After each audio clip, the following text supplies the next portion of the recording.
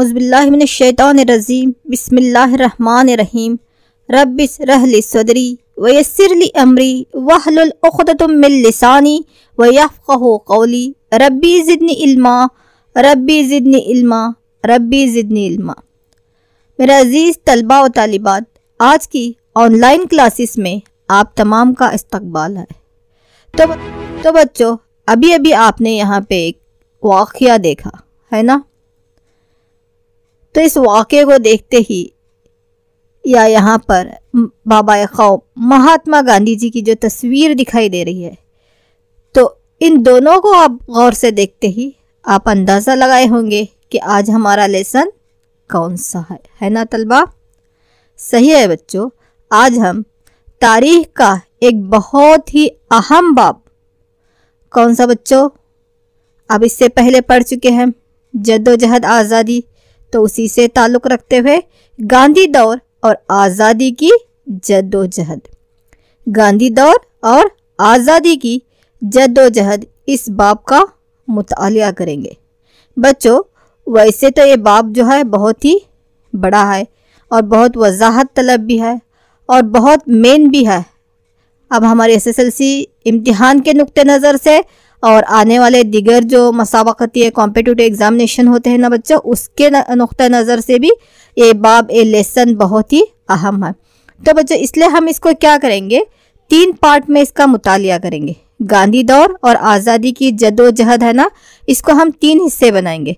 तो बच्चों, पहले हिस्से में जो है गांधी दौर और आज़ादी की जद्दोजहद है, इसके फर्स्ट पार्ट में हम लोग क्या करेंगे, अहम तहरीकात के बारे में पढ़ेंगे कि इस लेसन में आने वाले अहम तहरीकात कौन कौन से। जैसे बच्चों, जलियांवाला बाग का सानिहा, खिलाफत तहरीक, तहरीक अदम ताउन, चोरा चोरी हादिसा, स्वराज पार्टी का क़याम, सिविल नाफरमानी तहरीक, हिंदुस्तान छोड़ दो तहरीक, तक़सीम हिंद का मरहला।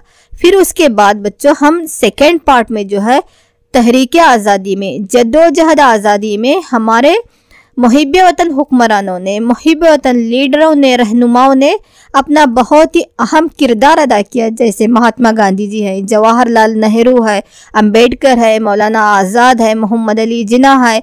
तो इन तमाम के बारे में हम सेकेंड पार्ट में पढ़ेंगे। इसके गांधी दौर और जद्दोजहद आज़ादी के सेकेंड पार्ट में उन तमाम रहनुमाओं के बारे में पढ़ेंगे। और इसके तीसरे पार्ट में हम मुतबादिल सवालात और 1 और 2 मार्क्स के जो क्वेश्चन आंसर रहते हैं उनके बारे में बहस करते हुए एक क्विज की शक्ल में हम इस लेसन को मुकम्मिल करेंगे। तो बच्चों, इसके पहले पार्ट में अब जो है हम इस लेसन में आने वाले यानी तहरीक आज़ादी में जद्दोजहद आज़ादी के दौरान में होने वाले अहम तहरीकात और अहम वाक़यात के बारे में पढ़ेंगे, ताकि सभी मिलके आपको कन्फ्यूज़न ना हो। और सेकंड वीडियो में अहम शख्सियत के बारे में, थर्ड वीडियो लेसन्स में हम क्या करेंगे, अहम क्वेश्चन आंसर जो 1 और 2 मार्क्स के हैं उसके बारे में एक क्विज की शक्ल में हम उस लेसन को मुकम्मिल करेंगे। तो बच्चों, यहाँ पर हम जलियांवाला बाग का सानिहा या जलियांवाला बाग का कत्ल आम जिसको हम कहते हैं, उसी तरह खिलाफत तहरीक, तहरीक अदम ताउन, चोरा चोरी हादिसा, स्वराज पार्टी का क़याम किस तरह हुआ, सिविल नाफरमानी तहरीक क्या है, हिंदुस्तान छोड़ दो तहरीक और तक़सीम हिंद का मरहला। तो इतने अहम तहरीकात के बारे में हम पढ़ेंगे। तो बच्चों, ये लेसन जो है सबसे पहले जो है हम गांधी दौर और जद्दोजहद आज़ादी है। तो बाबा क़ौम महात्मा गांधी के पहले तहरीकात, यानी हम यहाँ पे क्वेश्चन आंसर की शक्ल में क्या करेंगे बच्चों, इस लेसन के हम इस बाब के अहम तहरीकात को देखेंगे। तो बच्चों, क्वेश्चन आपको पहले यहाँ पे क्या रहता है, गांधी जी के इब्तिदाई तहरीकात के बारे में लिखिए। तो बच्चों, यहाँ पे 3 और 4 मार्क्स के लिए ये लेसन है, 3 मार्क्स के लिए और 4 मार्क्स के जो वजाहत तलब जवाबात रहते हैं 3 और 4 मार्क्स के वो रहेंगे। तो मैं आपको लेसन जो है क्वेश्चन आंसर की शक्ल में ही लूँगी। तो पहला है यहाँ बच्चों, गांधी जी की इब्तिदाई तहरीकात के बारे में लिखिए। तो बाबा क़ौम महात्मा गांधी जी के बारे में तो आप जानते हैं ना बच्चों, जिनकी पैदाइश कब हुई थी बच्चों, 2 अक्टूबर को है ना। 2 अक्टूबर को महात्मा गांधी जी की पैदाइश हुई थी। कहाँ पर हुई थी बच्चों, गुजरात के काठियावाड़ के पोरबंदर में है ना।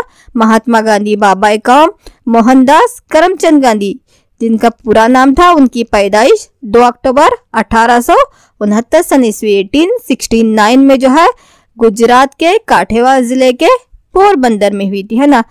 तो इब्तिदाई तालीम उन्होंने वहीं राजकोट में हासिल की। फिर उसके बाद में जो है वह आला तालीम के लिए इंग्लैंड चले गए। वकालत की इम्तिहान उन्होंने पास की, कानून की पढ़ाई करके आए। फिर उसके बाद में जो है इंग्लैंड जाकर जब वो कानून की पढ़ाई करके यानी बैरिस्टर की डिग्री करके वापस हिंदुस्तान आते हैं, तो अचानक फिर उनको 1893 में जो है दादा अब्दुल्ला और कंपनी के केस के सिलसिले में जनूबी अफ्रीका जाना पड़ता है। ये दादा अब्दुल्ला जो है वो अफ्रीका के, साउथ अफ्रीका के जो है एक बहुत इंडस्ट्रियलिस्ट है, लेकिन उनका ताल्लुक जो है हमारे महात्मा गांधी जी का जो वतन था पोरबंदर, वो पोरबंदर से थे। तो वहां पर उनका जो केस चला था उनकी कंपनी का, दादा अब्दुल्ला एंड कंपनी बोल के दादा अब्दुल्ला की जो कंपनी थी उसका केस था। तो उसकी वकालत जो है वहां पे गुजराती जुबान बोलने वाले वकील की जरूरत थी। तो यहाँ से कौन चले जाते हैं बच्चों? महात्मा गांधी चले जाते हैं, क्योंकि इन दोनों की मुलाकात जो है डरबन में हो गई थी। फिर उसके बाद इस केस के सिलसिले में वो नेटाल चले जाते हैं। तो 3 महीने के लिए करके गए थे, लेकिन वहाँ के मतलब जो आज़ादी, मतलब वहाँ पे जो काले और गोरों के फर्क, अहिंसा, ये तमाम जो चले हुए थे उसमें वो ऐसा शरीक हो जाते हैं कि 3 महीने के सिलसिले के बजाय वो 1915 तक जो है महात्मा गांधी वहीं पर रहते हैं। कहाँ पर?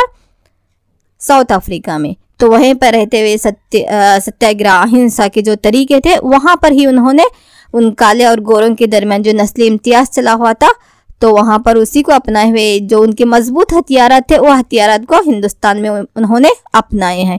तो आखिरकार जो है उनके गुरु थे गोपाल कृष्ण गोखले, जिसको अपने सियासी गुरु मानते हैं गांधी जी। तो गोपाल कृष्ण गोखले के कहने के बाद जो है 1915 सन ईस्वी में फिर जो है वो हिंदुस्तान लौट आए थे। तो बच्चों यहाँ आने के बाद आपको क्वेश्चन किस तरह रहेगा यहाँ पर कि गांधी जी की इब्तिदाई तहरीकात के बारे में लिखिए। सवाल क्या रहता है बच्चों? गांधी जी के इब्तिदाई तहरीकात के बारे में लिखिए। तो अब गांधी जी हिंदुस्तान आए, यहाँ तक तो आपको समझ में आया है ना। 1915 सन ईस्वी में उनके सियासी गुरु जो थे गोपाल कृष्ण गोखले, गोपाल कृष्ण गोखले के कहने पर गांधी जी जो है अफ्रीका से हिंदुस्तान चले आते। तो यहाँ पर आकर देखते हैं किसकी हुकूमत थी? गोरों की, जो हमारे हिंदुस्तान को लूट रहे थे। तो महात्मा गांधी जी जो है यहाँ आकर क्या करते हैं, यानी जो वहां पर सफर हुए थे उन्होंने जो हालात देख के आए थे वही हालात सेम क्या थे यहाँ पर हमारे हिंदुस्तान में थे। तो यहाँ आकर उन्होंने सबसे पहले 1916 में क्या करते हैं, अहमदाबाद में साबरमती आश्रम का क़याम करते, और यहाँ से हमारी तहरीक आज़ादी को एक नई राह मिलती है और एक नई तंजीमी कार्रवाई का आगाज होता है। कब? 1916 सन ईस्वी में अहमदाबाद में, गुजरात के अहमदाबाद में उन्होंने क्या करते, साबरमती आश्रम अपना कायम करते हैं और नई जद्दोजहद का एक नए दौर का आगाज होता है बच्चों।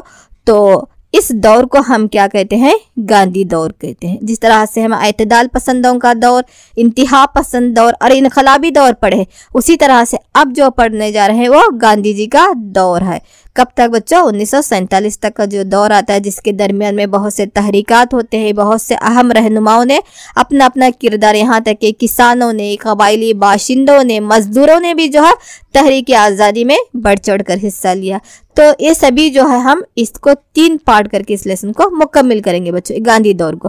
तो अब गांधी जी जो है 1916 में क्या करते हैं, साबरमती आश्रम कायम करते हैं। तो यहाँ से जो है गांधी जी की इब्तिदाई तहरीकात का आगाज होता। फिर उसके बाद 1917 सन ईस्वी में गांधी जी ने क्या करते हैं, चंपारण जिला में जो इंडिगो फसल, इंडिगो यानी नील की फसल की जो वहां पे उस फसल से मायूस किसानों के हक में क्या करते हैं, चंपारण तहरीक का आगाज करते हैं। यानी लोगों को वहाँ अंग्रेज किस तरह से उन किसानों का इस्तेहसाल कर रहे थे, तो चंपारण तहरीक करके एक तहरीक का आगाज करते हैं और अंग्रेज सरकार को वहां पर झुकने पर मजबूर करते हैं। तो कब बच्चों? 1917 सन ईस्वी में चंपारण जिला में कौन सी फसल थी? वो इंडिगो फसल से जो मायूस किसान थे उनके हक में क्या करते हैं, चंपारण तहरीक का आगाज करते। फिर उसके बाद में 1918 सन ईस्वी में अहमदाबाद के कपास की मिल यानी कपड़ों की मिल के नौकरों की तनख्वाह को बढ़ाने के लिए उनके साथ मिलकर कामयाबी हासिल कर लेते हैं। यानी मजदूर जो तहरीक चलाए थे अपनी तनख्वाह में इजाफा करने के लिए, या उनका जो वहाँ पे इस्तेहसाल हो रहा था, तो वहाँ पर भी वो मजदूरों के साथ में मिल जाते हैं और वो तहरीक भी क्या होती है, कामयाब हो जाती है। उसी तरह से गुजरात के खेड़ा नामी गांव में किसानों के टैक्स के खिलाफ की जो तहरीक थी, उस तहरीक में भी गांधी जी जो है किसानों का साथ देते हैं, खेड़ा सत्याग्रह जिसको कहते हैं। तो गुजरात के खेड़ा में जो है किसानों पर टैक्स के मुतालिक से तहरीक में भी वो हिस्सा लेते हैं, और ये तहरीक भी गांधी जी के रहबरी में जो है बच्चों कामयाब हो जाती है। तो इस तरह से गांधी जी के इन तहरीकात की कामयाबी की वजह से जद्दोजहद आज़ादी में एक नए बाब का, एक नए यहाँ पे दौर का आगाज होता है, जिसको हम क्या कहते हैं बच्चों, गांधी दौर कहते हैं। तो गांधी जी अपने नए टेक्निक जो थे, जिसमें जो है अहिंसा या सत्याग्रह जैसे टेक्निक का इस्तेमाल करते हैं, और सच के रास्ते पे चलते हुए बगैर तशद्दुद किए, बगैर लड़ाई झगड़े किए हुए अपने मुतालिबात को अंग्रेज़ों के सामने रखते हैं। तो इन्हीं उसूलों को उन्होंने क्या किया, अपने अखबारात थे हरिजन और यंग इंडिया। कौन से बच्चों, हरिजन और यंग इंडिया। हरिजन और यंग इंडिया नामी अखबारात में अपने ख्यालात को भी उन्होंने पेश करते हैं। तो बच्चों ये क्या था, गांधी जी के इब्तिदाई तहरीकात। तो सवाल आपको किस तरह रहेगा, गांधी जी के इब्तिदाई तहरीकात के बारे में लिखिए। तो 1916 सन ईस्वी में यहाँ पर साबरमती आश्रम के क़याम के ज़रिए से जद्दोजहद आज़ादी में शरीक हो जाते हैं। 1917 सन ईस्वी में इंडिगो फसल से मायूस किसानों के साथ देते हुए चंपारण तहरीक को कामयाब बनाते हैं। उसी तरह 1918 सन ईस्वी में अहमदाबाद के कपास मिल या कॉटन मिल के मजदूरों की तहरीक में हिस्सा लेकर उस तहरीक को कामयाब। उसी तरह से गुजरात के खेड़ा नामी गांव में किसानों के जो भारी टैक्स आयद किया जाता था, तो उस टैक्स के खिलाफ में किसान जो तहरीक कर रहे थे, उस तहरीक में भी वो शरीक हो जाते हैं। तो इस तरह से इब्तिदाई जितने भी तहरीकात थे गांधी जी की जो है कामयाब हो जाते हैं। तो सत्य, अहिंसा या सत्याग्रह के तरीके से जो है एक नए टेक्निकों के ज़रिए से, इन्हीं टेक्निकों के ज़रिए से, इन्हीं रास्तों से ज़रिए से या इन्हीं उसूलों के ज़रिए से वो तहरीक आज़ादी में कूद पड़ते हैं, और अपने उसूलों को उन्होंने हरिजन और यंग इंडिया नामी अखबारात में शाया करते हैं, ताकि लोगों तक जो है अपने ख्यालात को पहुंचा सके। तो उनके हथियारात कौन से थे बच्चे, सत्याग्रह और अहिंसा। सत्याग्रह यानी, सत्याग्रह का मतलब होता है वहां पे सच की मांग करना या सच के लिए दबाव डालना, सच के लिए दबाव डालना, सत्याग्रह करना, यानी स्ट्राइक पर बैठना। इस तरह से अहिंसा यानी मार, यहाँ पे क्या बोलते हैं इसको, आदमी तशद्दुद के तरीके से जाना, किसी के साथ में लड़ाई झगड़ा नहीं करना, पुलिस एक्शन करवाना, मिलिट्री कानून, ऐसा नहीं है। तो हक के ज़रिए से लड़ने वाले उसूलों को लेकर गांधी जी जो है इब्तिदाई तहरीकात में शामिल हो जाते हैं। लेकिन अंग्रेज जो है इस तरह से मानने वाले नहीं। तो कब आए थे हमारे हिंदुस्तान में, 1600 सन ईस्वी में। हमारी ही गलती कि हमने उनको क्या किया, यहाँ पे तिजारत करने की इजाज़त दे दी है ना। सर थॉमस रो जब जहांगीर के दरबार में आता है, तो वो तिजारत करने के लिए आया, और सियासत में किस तरह से वो यहाँ पे टपक पड़े, और किस तरह से हमारे हिंदुस्तान की मईशत को, यहाँ की इंतज़ामिया को बर्बाद किए। और बहुत सी जंगों के बारे में हम पढ़ चुके हैं, है ना बच्चों। यहाँ तक अब आखिरी मरहला है, अब हिंदुस्तान की आज़ादी तक हम पहुँच रहे हैं। तो अंग्रेज़ों ने बहुत से क़वानीन निकाले थे। तो बच्चों उन कानून में 1919 सन ईस्वी का एक रोल्ट एक्ट भी था। तो बच्चों यहाँ पे इस तरह से भी क्वेश्चन रहता है कि रोल्ट एक्ट के ज़रिए से कौन कौन से यहाँ पे नताइज बरामद हुए, रोल्ट एक्ट के क्या नताइज बरामद हुए, या यहाँ पर एक वाक़या हो जाता है जिसको हम जलियांवाला बाग का कत्लेआम कहते हैं। तो ये दो सवाल भी इस तरह होते हैं। तो सवाल किस तरह रहेगा बच्चों, रोल्ट एक्ट के क्या नताइज बरामद हुए। 3 या 4 मार्क्स में आ सकता है, रोल्ट एक्ट के क्या नताइज बरामद हुए। तो रोल्ट एक्ट क्या था, देखो बच्चों यहाँ पे मार्च 1919 में अंग्रेजों ने रोल्ट एक्ट जारी किया था। तो जिसके जरिए से जो है अंग्रेज ने किसी भी तरह से नए नए कवानीन निकालकर हिंदुस्तान वालों को अपने गिरफ्त में लेना चाहते थे। हमारे हिंदुस्तान वालों की आज़ादी को वो छीन रहे थे। हमारे हिंदुस्तानी शहरियों को काबू में करने के लिए नए नए टेक्निक्स, नए नए हरबे वो इस्तेमाल करते थे। उनमें से क्या था बच्चों, एक रोल्ट एक्ट भी था। तो रोल्ट एक्ट में क्या था, यहाँ पे हम किसी भी जगह पर जो है यहाँ पे तंजीमें नहीं करना, या यहाँ पे मिलजुल कर जुलूस नहीं निकालता, इज्तिमा हमारा नहीं होना, इस तरह से करके, यानी कैसे भी करके हमारे हिंदुस्तान वालों को जो है वो टॉर्चर करते रहते थे। आज़ादी की तहरीकात के लिए जुलूस निकालने नहीं देना, हमारे मंसूबों को फेल करते थे, हमारे प्लानों को वो गोरे जो है कहीं किसी न किसी टेक्निक से फेल करते ही आ रहे थे। तो जहाँ कहीं भी लोग हमारे जो है जुलूस की शक्ल में या यहाँ पे मीटिंग करते हुए, प्रोग्राम करते हुए कि किस तरह से अंग्रेजों को मुल्क से बाहर करना, ये सोचने के लिए वो जमा होते थे, तो एक जाकर क्या करते थे, उनको बगैर किसी यहाँ पे वारंट के अरेस्ट कर देना और कोर्ट के जरिए से उन्हें मुजरिम ठहरा कर सजाएं दी जाती थी। तो गांधी जी ने इसी के एहतजाज में जो है सत्याग्रह नामी तंजीम का भी आगाज किया था। इसी की एक मिसाल जो है बच्चों यहाँ पे जलियांवाला बाग का साने आम भी है। तो रोल्ट एक्ट क्या था बच्चों? रोल्ट एक्ट के जरिए से हमारे हिंदुस्तानी हमारी शहरियों को अपने काबू में करने के लिए जारी किया गया एक कानून था, जिसके तहत जो हम जहाँ कहीं भी हम जुलूस नहीं निकाल सकते थे, हमारा इज्तिमा नहीं कर सकते थे, हम प्रोग्राम्स नहीं कर सकते थे, तो बगैर किसी वारंट के, बगैर किसी इत्तला के अंग्रेज क्या करते थे, हमें अरेस्ट करना और उसके बाद में मुजरिम ठहरा कर सजाएं देते थे। तो जिसलिए लोग है इसके खिलाफ में होते हैं, जुलूस और इजलास करते हैं, मुजाहरे करने लगते हैं और सरकार के खिलाफ में जो है नुमाइश पर जो है बहुत सी सियासी कार्रवाइयों में उतर आते हैं। उसी का एक वाकया जो है बच्चों जलियांवाला बाग का कत्लेआम है। यानी बैसाखी की त्यौहार के मौके पर तमाम लोग कहाँ जमा हो गए थे बच्चों? अमृतसर के जलियांवाला बाग में। तो आगे आप वो देखेंगे जलियांवाला बाग क्या है करके। तो ये समझ में है बच्चों रोल्ट एक्ट क्या था करके। अंग्रेजों का जारी करदा वो एक्ट था जिसके तहत वो हिंदुस्तानी शहरियों को अपने काबू में करने के लिए ना ही उन्हें कहीं जुलूस की शक्ल में जमा होने देते थे, ना इजलास निकालने देते थे, ना मुजाहिरे करने देते थे, ना ही वो कोई प्रोग्राम अंग्रेजों के खिलाफ किसी जगह जमा होकर वो कर सकते थे। ऐसा करते हुए कहीं भी वो देखे हिंदुस्तान वालों को तो बगैर किसी वारंट के वो क्या करते थे, हमारे लोगों को गिरफ्तार कर देते, उन्हें कोर्ट के जरिए से मुजरिम ठहराकर सजाएं देती थी। तो ये क्या था बच्चों? रोल्ट एक्ट था। इसी रोल्ट एक्ट के नतीजे में जो बहुत ही अहम वाकया जो हुआ है, जो अभी आप वीडियो में देखे ना बच्चों, हाँ यस, वो क्या था वाकया? कौन सा वाकया बच्चों? जलियांवाला बाग का सानिहा बोलते हैं उसको, या जलियांवाला बाग का कत्लेआम। यही रोल्ट एक्ट की मुखालिफत करते हुए, क्योंकि रोल्ट एक्ट के जरिए से क्या हो गया था, हमारे हिंदुस्तान वालों की आज़ादी को छीन ले गए थे। हमारे ही मुल्क में हम किसी जगह जमा नहीं हो सकते, जुलूस नहीं निकाल सकते, मंसूबे नहीं बना सकते। तो हमारे मुल्क में रहकर हमारे ऊपर ही अंग्रेज क्या करते थे? दादागिरी करते थे ये लोग। तो इसी 1919 के रोल्ट एक्ट की मुखालिफत करते हुए जो हमारे हिंदुस्तान वालों की आज़ादी छीन लिए था, अवामी जुलूस की मुमानत थी, जिसके नतीजे में जो है हमारे बहुत से अहम रहनुमा जैसे कि डॉक्टर फखरुद्दीन है और डॉक्टर सत्यपाल जैसे लोग क्या हो गए थे? कैद हो गए थे। तो इसकी मुखालिफत करते हुए पंजाब के अमृतसर के जलियांवाला मुकाम पर, कहाँ पर बच्चों? यही रोल्ट एक्ट की मुखालिफत करते हुए हमारे रहनुमाओं को बगैर किसी वजह के उन्होंने जो कैद बंद कर दिया था, तो इसकी मुखालिफत करते हुए पंजाब के अमृतसर के जलियांवाला, कहाँ पर बच्चों?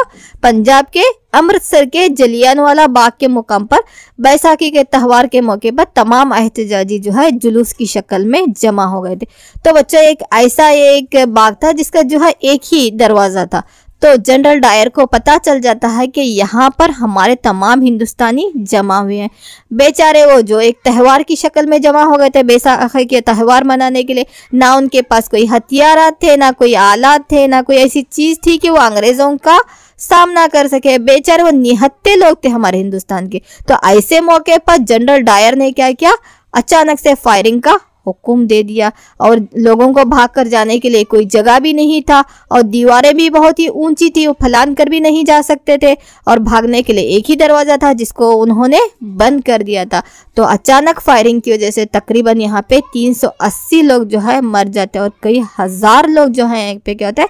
जख्मी हो जाते हैं बच्चों। इसी वाक़े को हम क्या कहते हैं? जलियांवाला बाग का सानिहा या जलियांवाला बाग का कत्लेआम, जो कि 1919 के रोल्ट एक्ट की मुखालिफत का एक वाक़या है। कहाँ पर पेश आया था बच्चों? पंजाब के अमृतसर के जलियांवाला बाग के मुकाम पर। समझ में आया बच्चों? इस पर शॉर्ट नोट्स में भी आ सकता है, 2 मार्क्स में भी पूछ सकता है या 3 मार्क्स में भी आ सकता है कि जलियांवाला बाग का सानिहा सानिहा बयान करो, या जलियांवाला बाग का कत्लेआम क्या था, या रोल्ट एक्ट के क्या नताइज हुए करके इस तरह से। तो उसी तरह से बच्चों, जिस तरह से यहाँ पे रोल्ट एक्ट की मुखालिफत हो रही थी, उसी तरह से अंग्रेज़ों की मुखालिफत हमारे तमाम मुसलमान, पूरे दुनिया भर के मुसलमान जो है अंग्रेज़ों की मुखालिफत कर रहे थे। क्योंकि पहली जंग अजीम में जो उन्होंने अंग्रेज़ों ने पूरे आलम के मुसलमानों पर जो यहाँ पे ख़ासकर तुर्की पर जो उन्होंने नाइंसाफ़ी किए थे, तो उसके लिए जो है पूरे आलम के मुसलमान एक होकर अंग्रेज़ों के ख़िलाफ़ में एहतजाज पर उतर आए थे। ना ही उनकी किसी चीज़ों को ख़रीदते थे, नहीं टोटली उनका बाइकाट करते, उनके साथ किसी भी तरह से हम ताल्लुकात नहीं रखेंगे इंग्लैंड वालों के साथ। तो आदम ताउन या उसी को हमारे लोगों ने क्या नाम दिया था, खिलाफत तहरीक। उसी को क्या नाम दिया था बच्चों, खिलाफत तहरीक। क्या कहते हैं उसको, खिलाफत तहरीक। उसी खिलाफत तहरीक को हिंदुस्तान में अली बरादरान, कौन थे बच्चों, मोहम्मद अली जौहर और शौकत अली जौहर ने तुर्की का साथ देते हुए तुर्की की हिमायत में 1919 सन ईस्वी में खिलाफत तहरीक का आगाज करते हैं कि हम यहाँ पर हिंदुस्तान में भी अंग्रेज़ों से किसी किस्म के ताल्लुकात नहीं रखेंगे, उनकी किसी चीज़ों को ख़रीदेंगे नहीं, टोटली उनका बाइकाट कर देंगे, उनकी मुखालिफत कर देंगे, उनके साथ में किसी तरह का ताउन नहीं रखेंगे।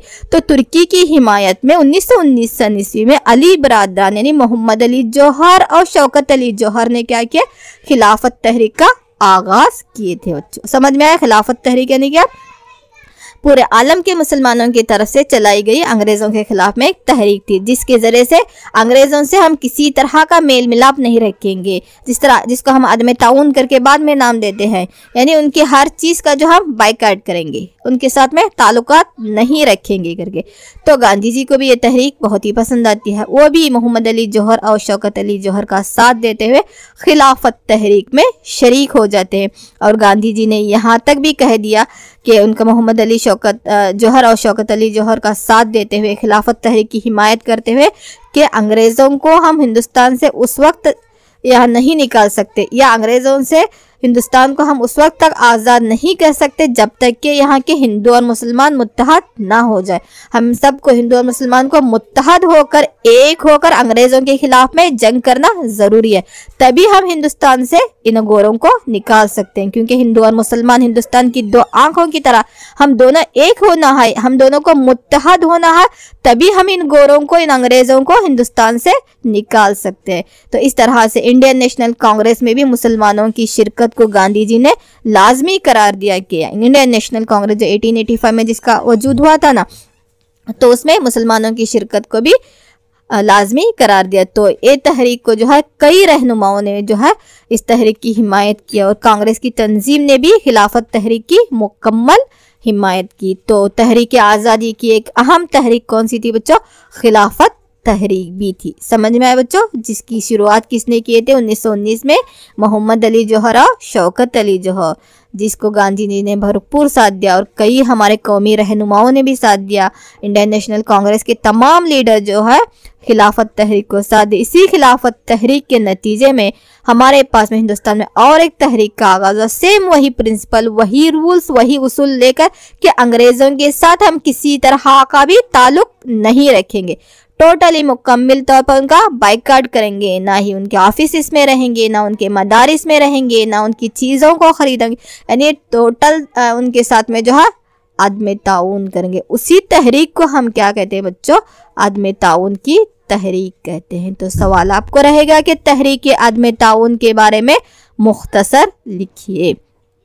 तहरीक अदम ताउन के बारे में मुख्तसर लिखिए। या अदम ताउन यानी मालूम होता, अदम के मानी होते हैं बच्चों नहीं, ताउन करना नहीं, मेल मिलाप करना, उनके साथ में बिजनेस करना, रख रखाव करना, उनके साथ बातचीत करना सभी आता। तो हम उनके साथ में किसी भी तरह से ताल्लुक नहीं रखेंगे। तो 1920 सन ईस्वी में, सितंबर 4 1920 सन ईस्वी में कलकत्ता में जो इंडियन नेशनल कांग्रेस का जो इजलास हुआ था ना बच्चों, तो उसके दौरान ही जो है तहरीक अदम ताउन का यहाँ पे फैसला लिया गया कि हम अंग्रेज़ों के साथ में जो है किसी भी तरह का ताल्लुक नहीं रखेंगे। कब? 4 सितंबर 1920 सन ईस्वी को इंडियन नेशनल कांग्रेस का इजलास कहाँ हुआ था बच्चों? कलकत्ता के मुकाम पर हुआ था। तो इसी तहरीक में, इसी इजलास में, इसी इंडियन नेशनल कांग्रेस के इजलास में ये फैसला लिया गया कि हम अंग्रेजों के साथ में किसी भी तरह का ताल्लुक नहीं रखेंगे, ताउन नहीं रखेंगे, उनकी मदद नहीं करना, उनसे मदद लेंगे।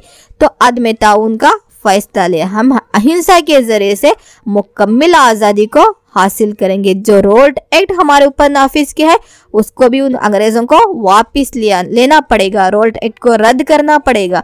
तो इस तरह से चंद एक उसूलों को लेकर उन्होंने अंग्रेजों को जो जालिमाना, जो संगदिल उनका जो रवैया था उसके खिलाफ में कवानीन बनाने के लिए, खासकर जलियांवाला बाग का जो सानिहा हो गुजरा था कि मुस्तकबिल में ऐसे सानिहात ना हो, ऐसे वाक़ियात ना हो, हमारी आज़ादी हम हासिल करके रहें तो मुकम्मल आज़ादी हासिल हो, रोल्ट एक्ट को वापस ले ले और हिंदुस्तान में नई सियासी इस्लाहात जारी हो और हमारे हिंदुस्तान को मुकम्मल आज़ादी हो। तो इस तरह से जो है तहरीके अदम ताउन का आगाज किया गया।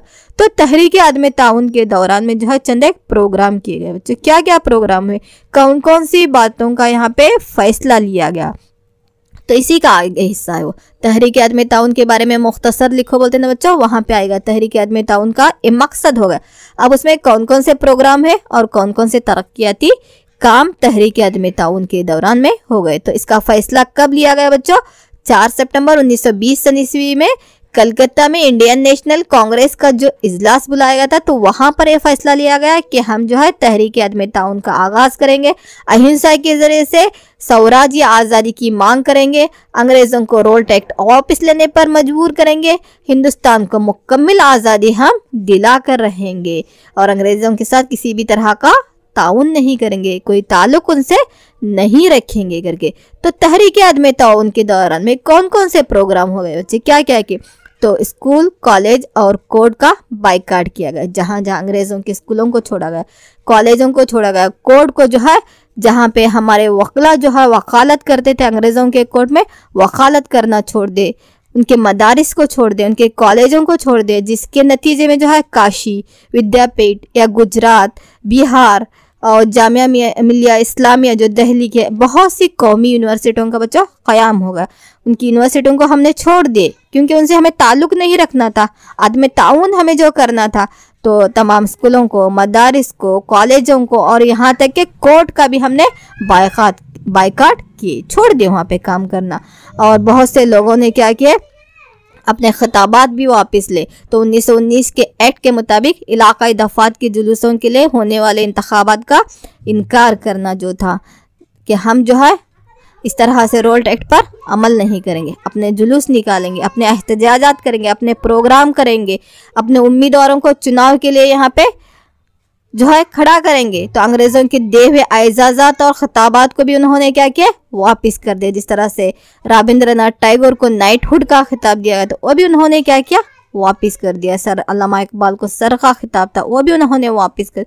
तो तमाम लोगों ने अंग्रेजों के दिए हुए एजाज़ात, उनके खिताबात को वापस कर दे। तहरीक अदम ताउन ने हिंदुस्तान में चंद खतरनाक नताइज भी भुगते हैं, लेकिन फिर भी जो है इस पर अमल करते रहे। छूत छात का खात्मा हमारे पास करना ज़रूरी है। कौमी जदोजहद जो है यहाँ पे अवामी जदोजहद में बदल गई। पहले सिर्फ एक कौम की देर, अब तमाम लोग यहाँ पे आ गए, तमाम लोग जो है शामिल हो गए। पूरा हिंदुस्तान जो है अंग्रेज़ों के खिलाफ में यहाँ पे खड़ा हो गया, कांग्रेस के साथ में आ गए। हमारे जो लीडर थे यहाँ पे, तमाम लीडरों के साथ में अवाम भी उतर आई। यहाँ पे किसान आए, मजदूर आए, यहाँ पे कबाइली बाशिंदे आए, छूत छात का जो यहाँ परिवार था उसके खात्मे की मांग की। ये तमाम लोग भी जो है तहरीक अदम ताउन का साथ देने लगे। तो इस तहरीक अदम ताउन के नतीजे में जो है बहुत से वाक़यात भी हो गए बच्चों। लोग जो है जब इनका बाइकाट करने लगे, इनके कोर्ट को यहाँ पे छोड़ दिया, स्कूलों को छोड़ दिए, कॉलेजेस को छोड़ दे, खिताबात वापस दे, एजाज़ात वापस दे, तो चंद एक जो है ख़तरनाक नताइज भी हुए। उसी का एक वाक़या जो है बच्चों यहाँ पे चोरा चोरी हादिसा कहते हैं। तहरीक अदम ताउन समझ में आया बच्चों? तो इसी अब क्या क्या पढ़े हम? पहला जो है गांधी जी की इब्तिदाई तहरीकात है ना, फिर उसके बाद में रोल्ट एक्ट, जलियांवाला बाग का कत्लेआम, फिर उसके बाद में खिलाफत तहरीक, तहरीक अदम ताउन, है ना। तो यही तहरीक अदम ताउन का एक नतीजा जो निकला यहाँ पे वो है चोरा चोरी हादिसा।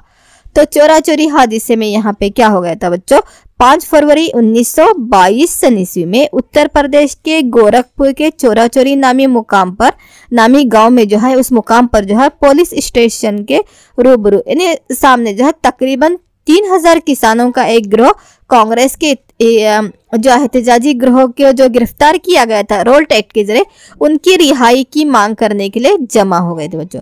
कांग्रेस के लीडरों को जो गिरफ्तार किया गया था तो उसकी मांग करने के लिए लोग कहाँ जमा हो गए थे बच्चों, उत्तर प्रदेश के गोरखपुर के चोरा चोरी मुकाम पर। एक मुकाम का नाम है चोरा चोरी करके, उस चोरा चोरी मुकाम पर जमा हो गए थे। कितने किसान थे बच्चों, तकरीबन 3000 किसान का गिरोह वहां पे जमा हो गया था और वो एहतजाज कर रहे थे कि जो हमारे कांग्रेस के लीडरों को आपने गिरफ्तार किया है उनको आजाद कर दो, छोड़ दो अपने पुलिस स्टेशनों से, अपने कैद खानों से, अपने जेलों से।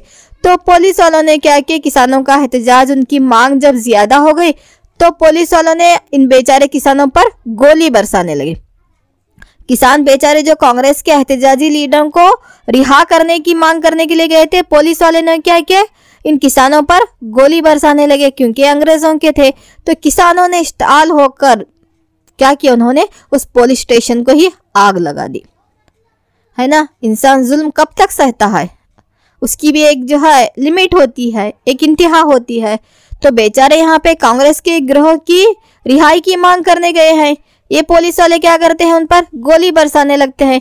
तो एक किसानों गिरोह क्या होता है, इश्ताल हो जाता है, भड़क उठता है और क्या कर देते हैं, वो पुलिस स्टेशन को ही आग लगा देते हैं, जिसमें 22 पुलिस वाले जो है जिंदा जल जाते।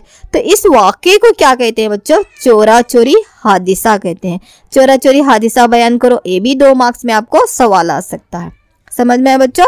5 फरवरी 1922 ईस्वी में उत्तर प्रदेश के गोरखपुर के चोरा चोरी मुकाम पर तकरीबन 3000 किसानों का एक गिरोह क्यों जमा हो गया था बच्चों, कांग्रेस के जो एहतजाजी गिरोह को उन्होंने गिरफ्तार किया था, उनकी रिहाई की मांग करने के लिए जमा हो गए। तो पुलिस वाले क्या करते हैं, पहले इनको बोलते हैं, नहीं मानते, जब तो वो क्या करते हैं, इन किसानों पर गोली बरसाने लगते हैं। तो किसान जो है भड़क उठते हैं और पुलिस स्टेशन को ही आग लगा देते, जिसमें तकरीबन 22 जो है पुलिस वाले जिंदा जल जाते हैं। इस वाक़े को क्या कहते हैं बच्चों, चोरा चोरी हादिसा कहते हैं। तो गांधी जी सोचते हैं कि जो मैं अहिंसा के तरीके से चलने गया था, अहिंसा के तरह से, ये जो क्या हो रहा है अभी, हिंसा पकड़ रहा है, तशद्दुद पकड़ रहा है यहाँ पे। तो इससे मुतासिर होकर उन्होंने क्या करते हैं, तहरीक अदम ताउन को वापिस ले लेते हैं। कौन, गांधी जी।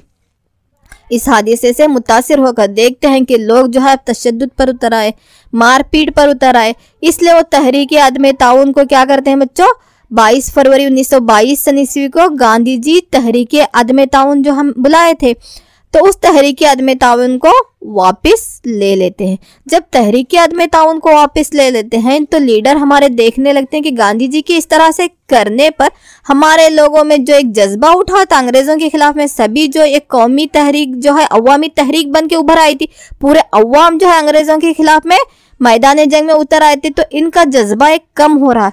तो ऐसा ना हो करके मोतीलाल नेहरू और चित्तरंजन दास मिलकर क्या करते हैं, एक नई पार्टी का कयाम करते हैं। उस पार्टी को कहते हैं बच्चों स्वराज पार्टी। चलिए ये समझ में आया चोरा चोरी हादिसा। यस, जलियांवाला बाग का कत्लेआम हो गया, खिलाफत तहरीक, तहरीक अदम ताउन, चोरा चोरी हादिसा। अब देखेंगे बच्चों यहाँ पे स्वराज पार्टी का क़याम, है ना। तहरीक अदम ताउन को जब गांधी जी वापस ले लेते हैं तो मोतीलाल नेहरू और चित्तरंजन दास मिलकर क्या करते हैं बच्चों, 1923 ईस्वी में स्वराज पार्टी का क़याम करते हैं। 1923 ईस्वी में मोतीलाल नेहरू, जवाहरलाल नेहरू के वालिद हैं मोतीलाल नेहरू, और CR दास ने, चित्तरंजन दास और मोतीलाल नेहरू मिलकर स्वराज पार्टी का क़याम करते हैं, ताकि मजलिस कानून साज में हमारे हिंदुस्तान के लोग दाखिल होकर अंग्रेजों के लिए वहां पे रुकावट बन सके। हम भी मजलिस, हमारी पार्टी के जरिए से हम मजलिस कानून साज में दाखिल हो सके, कवानीन बना सके, अंग्रेजों को हम चैलेंज कर सके और अंग्रेजों के मशवरात में जो है हम रुकावट बन सके। तो अब इस तहरीक के जरिए से जो है आज़ादी की जदोजहद में और तेजी आने लगी। जवाहरलाल नेहरू के साथ साथ हमारे इमामुल हिंद मौलाना अबुल कलाम आज़ाद भी इसमें शरीक हो गए और इन्हीं की सदारत में जो है दिल्ली कांग्रेस इजलास में स्वराज पार्टी के अरकान को इंतखाबात में नुमाइंदगी करने का फैसला भी लिया गया। तो बच्चों ये 1919 के रोल्ट एक्ट के तहत जो था, जो यहाँ पे कौन सा हादिसा जलियांवाला बाग का कत्लेआम हो गया था, तो ये जो गलत नताइज हो रहे थे तो इनको देखने के लिए और 1919 के जो मॉन्टेगो चमसफोर्ड के इस्लाहात जारी किए थे, अंग्रेजों ने कवानीन जारी किए थे, उन 1919 के मॉन्टेगो चमसफोर्ड इस्लाहात का जायजा लेने के लिए साइमन की सदारत में साइमन कमीशन हिंदुस्तान आता है। लेकिन लोग क्या करते हैं, उसका बाइकाट करते हैं ना, जिस तरह से आपको यहाँ वीडियो में दिख रहा है ना, साइमन गो बैक करके, है ना, लोग जो है नारे बुलंद करने लगते हैं कि साइमन गो बैक, यानी साइमन वापस चले जाओ। लोग एहतजाज पर उतर आते हैं। इसी एहतजाज में क्या होती है बच्चों, हमारे एक अहम लीडर लाला लाजपत राय की मौत भी हो जाती है। लाला लाजपत राय की मौत हो जाती है कब, यही जब साइमन कमीशन हिंदुस्तान आया था साइमन की सदारत में। लोग उसके खिलाफ में एहतजाज पर काली पट्टियां बांधकर एहतजाज पर उतर आते हैं, साइमन गो बैक का नारा लगाते हैं। तो पुलिस वहां पे लाठीचार्ज कर देती है अवाम पर, हुजूम पर, एहतजाजियों पर। तो इसी लाठीचार्ज में एक अहम रहनुमा लाला लाजपत राय की मौत हो जाती है।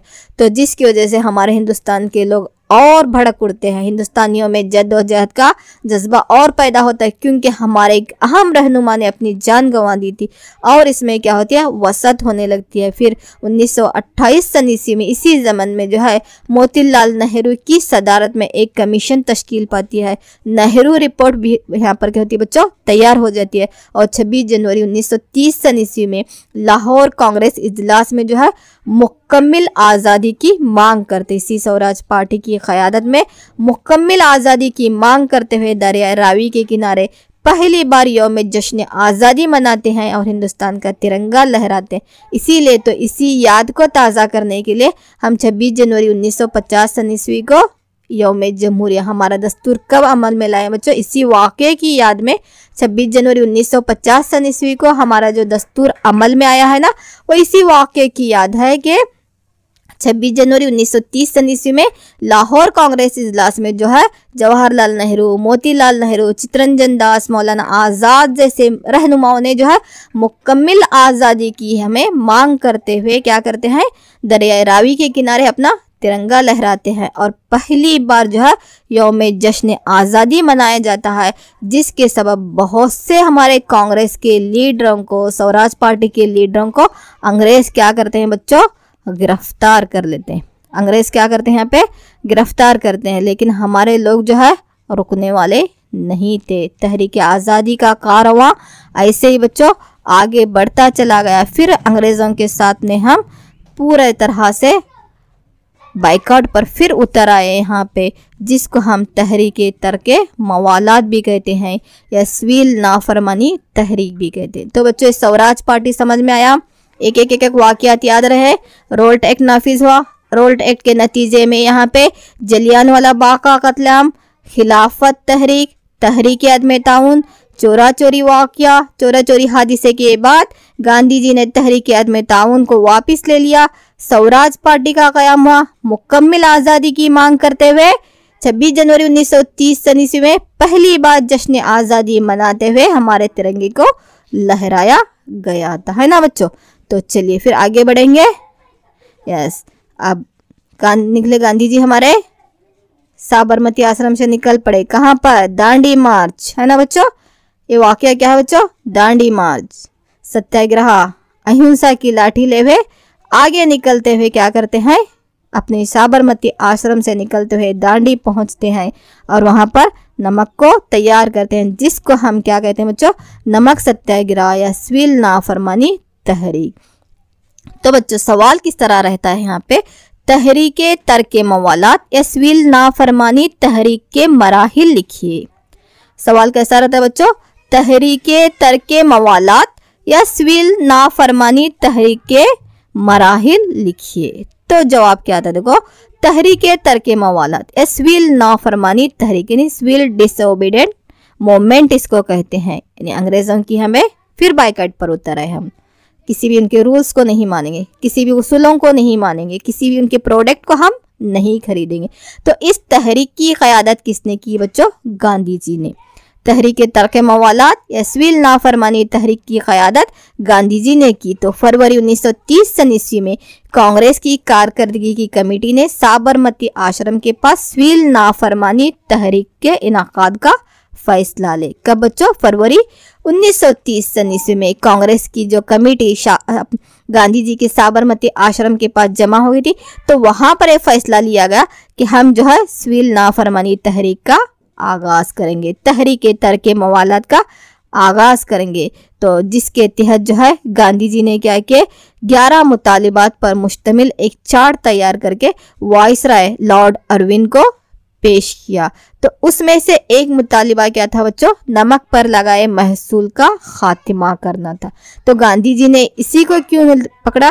क्योंकि देखो बच्चों, अगर सोने चांदी पर टैक्स लगाए हुए महसूल का हम खात्मा करने के लिए बाइकआउट पर उतर आएंगे तो कौन आएंगे? यहाँ पे सिर्फ अमीर आएंगे ना, गरीबों के पास तो सोना उतना नहीं रहता। लेकिन नमक एक ऐसी चीज है जिसकी जरूरत सभी को है। चलो नमक पर लगाए हुए महसूल का हम खात्मा करेंगे तो हर गली से, हर कोचे से हर शख्स जो है वहां पे निकल आएगा, है ना। तो महात्मा गांधी जी ने सोचा कि हम क्या करेंगे, मुतालिबा करेंगे। जो 11 मुतालिबात दे थे ना, उसमें से ये भी था कि नमक पर लगाए गए महसूल का खात्मा करना। तो गांधी जी ने जो है, अरविंद ने जो है गांधी जी के इस मुतालबे को नहीं माना। तो गांधी जी ने 22 मार्च 1930 में सिविल नाफरमानी तहरीक का आगाज कर दिया, जो कि फरवरी 1930 में जो है उसका फैसला लिए थे। अब वो तहरीक क्या हो गई, शुरू हो गई। गांधी जी ने अपने साबरमती आश्रम से दांडी तक पैदल सफर करते हुए 16 मार्च 1930 में समंदर के किनारे पहुंचकर खुद नमक तैयार किया और नमक पर लगाए गए कानून को, टैक्स को उन्होंने तोड़ दिया। बच्चों, इस वाक़े को हम क्या कहते हैं? नमक सत्याग्रह कहते हैं, या इसको दांडी मार्च भी कहते हैं। गांधी जी ने तहरीक तर्क मवालात का जो आगाज किया, इसी को हम तारीख में क्या कहते हैं बच्चों? नमक सत्याग्रह या दांडी मार्च भी कहते हैं। हजारों लोगों ने जो है गांधी जी का इसमें साथ दिया है। तो ये तहरीक याद रहेगी बच्चों। इसको हम क्या कहते हैं? तहरीक तर्क मवालात कहते हैं, जिसके तहत जो उन मुतालिबात को मनवाने के लिए फिर से जो है अंग्रेज जो है 3 कॉन्फ्रेंस बुलाते हैं, जिसको पहली गोलमेज कॉन्फ्रेंस, दूसरी गोलमेज कॉन्फ्रेंस, तीसरी गोलमेज कॉन्फ्रेंस कहते हैं, जो हम 1 और 2 मार्क्स के क्वेश्चंस में पढ़ेंगे बच्चों। तो तहरीक तर्क मवालात या सिविल नाफरमानी तहरीक के मराहिल क्या थे समझ में? इस तहरीक की क़यादत किसने की थी बच्चों? गांधी जी ने।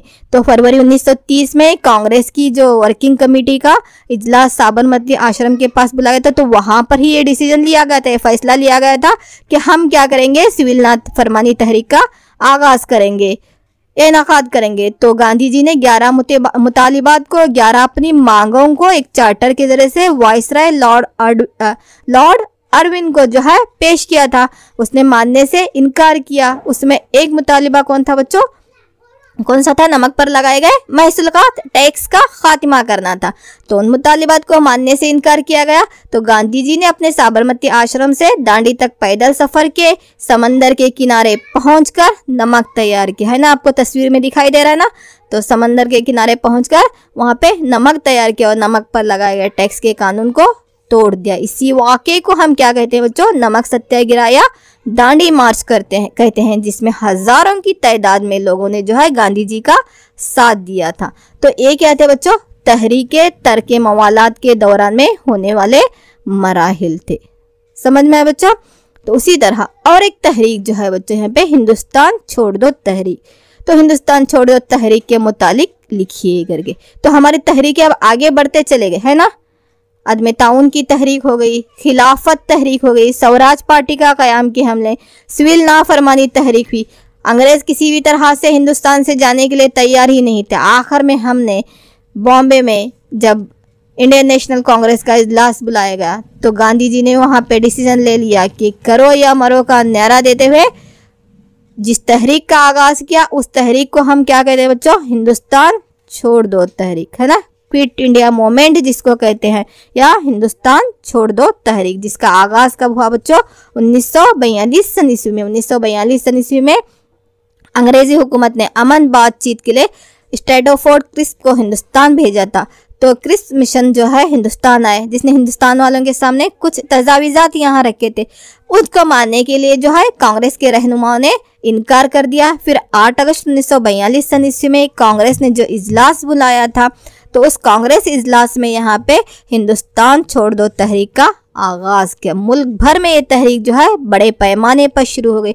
बच्चा बच्चा जो है यहाँ पे इस तहरीक में शुरू हो गया और इसी में गांधी जी ने यहाँ पे ऐलान कर दिया कि करो या मरो, डू और डाई, हमें किसी भी तरह से अंग्रेजों के खिलाफ में लड़ना है और हमारे हिंदुस्तान को आज़ाद करना ही है, ये ऐसे जाने वाले नहीं हैं, करो या मरो का नारा दिया, जिसकी वजह से गांधी जी और कई लोगों को बच्चों गिरफ्तार किया गया। लेकिन ये तहरीक आज़ादी, ये तहरीक रुकी नहीं है। जब उन लोगों को गिरफ्तार किया गया तो जयप्रकाश नारायण ने क्या किया है, इस तहरीक को आगे बढ़ाया है। फिर उन्होंने और भी बहुत से यहाँ पे हिंदुस्तान के साथ मिलकर बहुत से इलाकाई तंजीमों ने भी इसमें साथ दिया था, जिसमें सोशलिस्ट दी फ्रीडम स्ट्रगल फ्रंट थी और भी बहुत से जो अवामी तहरीकें थी, तंजीमें थी, जो इलाकाई तंजीमें थी, उन इलाकाई तंजीमों ने भी जो है हिंदुस्तान छोड़ दो तहरीक का साथ दिया और इसी के नतीजे में जो है हिंदुस्तान से अंग्रेज निकलने के लिए यहाँ पे मजबूर हो गए।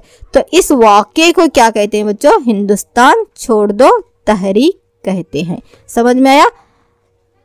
सर स्ट्रैटोफोर्ड क्रिस्प की मुतालिबात को या तजावीज़ात को मानने से इनकार करते हुए मुंबई में जो कांग्रेस इजलास बुलाया गया था, तो वहां से जो बच्चों जो तहरीक का ऐलान किया गया, वो तहरीक कौन सी थी, हिंदुस्तान छोड़ दो तहरीक थी, जिसमें गांधी जी ने क्या कहा हिंदुस्तान वालों से, करो या मरो, डू और डाई का नारा दिया। और इसी ऐलान से गांधी जी, नेहरू, राजेंद्र प्रसाद, मौलाना अबुल कलाम आज़ाद, सरदार वल्लभ भाई पटेल, कस्तूरबा गांधी और भी बहुत से लोगों को जो है गिरफ्तार किया गया, जेल में रखा गया। लेकिन हमारे रहनुमाओं ने जो है इस तहरीक को आगे ही बढ़ाए। जयप्रकाश नारायण ने जो है इसकी क़यादत की और बहुत सी इलाकाई तंजीमें भी जो है इसमें साथ हो गए, जिसमें दी फ्रीडम स्ट्रगल मूवमेंट या फ्रंट स्ट्रगल मूवमेंट, ये बहुत से सोशलिस्ट मूवमेंट थे। तो इलाकाई तंजीमों ने भी इसका साथ देते हुए इस तहरीक को क्या किया बच्चों, कामयाब करते हुए हम आगे बढ़ते रहे। तो बहुत से किसानों ने भी इसमें हिस्सा लिया है, कबायली बाशिंदों ने हिस्सा लिया है, मजदूरों ने हिस्सा लिया, हमारे इलाकाई रहनुमाओं ने, कौमी रहनुमाओं ने, सब ने इसमें हिस्सा लेते हुए इस तहरीक को कामयाब बनाया और आखिरकार 15 अगस्त 1947 को हमारा हिंदुस्तान जो है अंग्रेज़ों की गुलामी से आज़ाद हो गया था, है ना बच्चों। 1600 में आए थे ये, 300 सालों तक हमारे मुल्क पर हुकूमत के, हमारी मईशत को, हमारी हुकूमत को, हमारी इंतज़ामिया को पूरा जो है निस्त नाबूद करके चले गए। हिंदुस्तान जिसको हम सोने की चिड़िया कहते थे, उसकी मईशत को ऐसा यहाँ पे उन्होंने बिखर के रख दिया कि हमारी पूरी दौलत को वो इंग्लिस्तान मुंतकिल कर दी, है ना बच्चों। तो आखिरकार 15 अगस्त 1947 ईस्वी को हमारे रहनुमाओं की, लीडरों की अनथक कोशिशों से हिंदुस्तान बच्चों आज़ाद हो गया। लेकिन आज़ाद हिंदुस्तान के बाद और एक मसला जो यहाँ पे आज़ादी से पहले ही खड़ा था, वो था यहाँ पे पाकिस्तान का वजूद। तो उस पर भी बच्चों इस तरह से आपको क्वेश्चन आ सकता है कि वो कौन से हालात या वाक़ियात थे जो मुस्लिम लीग को तक़सीम हिंद पर मजबूर किए। इस तरह से भी क्वेश्चन आ सकता है कि वो कौन से हालात या वाक़ियात थे जो मुस्लिम लीग को तक़सीम हिंद पर मजबूर किए। तो बच्चों उसका जवाब क्या लिखेंगे, या हम नुकात लिखेंगे यहाँ पे, मुस्लिम लीग है ना, जिसका 1906 ईस्वी में ही क़याम हो गया था। तो मुस्लिम लीग ने मुसलमानों के लिए अलहदा मुमलिकत का मुतालिबा किया। 1940 ईस्वी के लाहौर सेशन में, लाहौर इजलास में मोहम्मद अली जिन्ना ने ऐलान किया कि हिंदू और मुसलमान एक मुल्क में नहीं रह सकते, हमें जो है यहाँ पे तकसीम करके खुद एक आज़ाद मुमलिकत की उन्होंने मांग रख दी। हुकूमत खुद इख्तियार है कि हुकूमत की खुद इख्तियारी मौजू पर बातचीत के लिए ब्रिटानी हुकूमत ने एक कैबिनी मिशन भी यहाँ पे रवाना किया था कि 1947 ईस्वी का government of India act, Hindustan आज़ादी का एक्ट भी यहाँ पे नाफिज किया गया था। तो मुस्लिम लीग ने 16 अगस्त 1946 ईस्वी को राष्ट्र अमल का दिन मनाने का ऐलान किया, जिसकी वजह से पूरे मुल्क भर में बच्चों क्या हो गए, बड़े पैमाने पर फ़िरका वाराना फसादात फूट पड़े। मुस्लिम लीग ने दस्तूरसाज असम्बली में भी शिरकत नहीं की, है ना। बहुत से जो मेंबर्स की तादाद क्या हो गई थी, कम हो गई बच्चों वहाँ पे, और कांग्रेस और मुस्लिम लीग के ताल्लुकात इंतहाई खराब होने लगी। आखिरकार लॉर्ड माउंटबेटन, गांधी जी और जिन्ना और दूसरे रहनुमाओं से उसने तबादला ख्याल करते हुए लॉर्ड माउंटबेटन ने क्या किया, हिंदुस्तान की तकसीम कर दिया और हिंदुस्तान से पाकिस्तान का वजूद हो गया। तो जुलाई 1947 में हिंदुस्तान की आज़ादी का बिल पास हो गया, लेकिन 15 अगस्त 1947 सन ईस्वी को हिंदुस्तान की आज़ादी का दिन, और उसके एक दिन ही पहला वो पाकिस्तान वाले अपनी आज़ादी का दिन मनाते हैं, नहीं 14 अगस्त को। तो इस तरह से इन वाक़यात या इन हालात के ज़ेर नज़र मुस्लिम लीग ने तकसीम हिंद पर मजबूर किया। ये भी सवाल आपको आ सकता है बच्चों के, वो कौन से हालात या वाक़यात थे जो मुस्लिम लीग को तकसीम हिंद पर मजबूर किए। तो बच्चों, गांधी दौर और हिंदुस्तान की जद्दोजहद आज़ादी में एक चंद एक क्या थे, अहम हमारे तहरीकात थे, जिसमें हम रोल्ट एक्ट से पढ़े। रोल्ट एक्ट से यानी वहां से जो है गांधी दौर का आगाज होता है। 1919 सन ईस्वी का रोल्ट एक्ट, उसके नतीजे में जलियांवाला बाग का कत्लेआम हो गया, खिलाफत तहरीक का आगाज हुआ, और उसी खिलाफत तहरीक के साथ देते देते हमारे पास तहरीक अदम ताउन, जिसके नतीजे में बहुत से तरक्याती मनाजिर यहाँ पे हमें सामने आ गए। फिर हमने जो है यहाँ पे तहरीक अदम ताउन के नतीजे में चोरा चोरी का हादिसा हुआ, तो गांधी जी ने तहरीक अदम ताउन को वापस ले लिया। फिर मोतीलाल नेहरू ने जो है स्वराज पार्टी का क़याम करते हुए इस तहरीक को आगे बढ़ाए। फिर सिविल नाफरमानी तहरीक, दांडी मार्च या नमक सत्याग्रह हो गया, गोलमेज कॉन्फ्रेंसेस हो गए, और फिर उसके बाद में 1942 सन ईस्वी में हिंदुस्तान छोड़ दो तहरीक का आगाज हुआ। इसी तरह हमारे तहरीक आज़ादी का कारवां आगे बढ़ता गया। हमारे लीडरों ने अपनी अनथक कोशिशों से अपनी जान और माल की कुर्बानी के साथ जो है 15 अगस्त 1947 सन ईस्वी को हिंदुस्तान आज़ाद हो गया, और हमारा मुल्क दो हिस्सों में तकसीम होकर हमारे मुल्क हिंदुस्तान से पाकिस्तान का वजूद हो गया। तो ये क्या थे बच्चों, चंद एक अहम तहरीकात थे। तो ये पहला हिस्सा होगा। अब दूसरे हिस्से में हम तहरीक आज़ादी में अहम रहनुमाओं ने किस तरह से अपना किरदार अदा किया है, कबायली बाशिंदों ने, मजदूरों ने, और उसके साथ साथ जो है किसानों ने किस तरह से तहरीक आज़ादी में हिस्सा लिया है, इसका मुतालिया कल हम अपने अगले वीडियो के जरिए से करेंगे। तो इस बाब को हम 3 वीडियो लेसन्स के जरिए से मुकम्मिल करेंगे।